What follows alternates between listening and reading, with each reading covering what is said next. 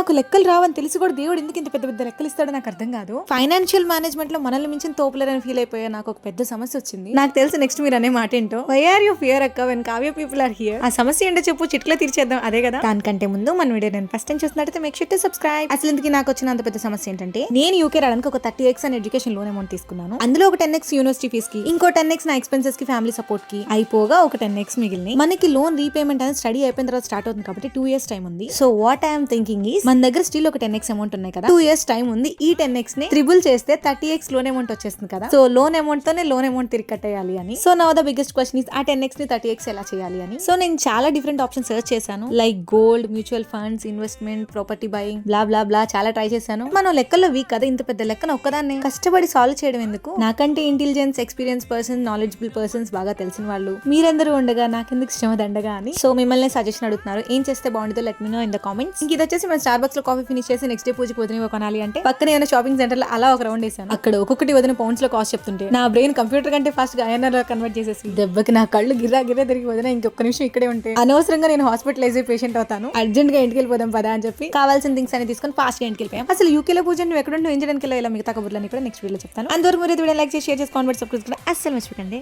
ఉంటాను.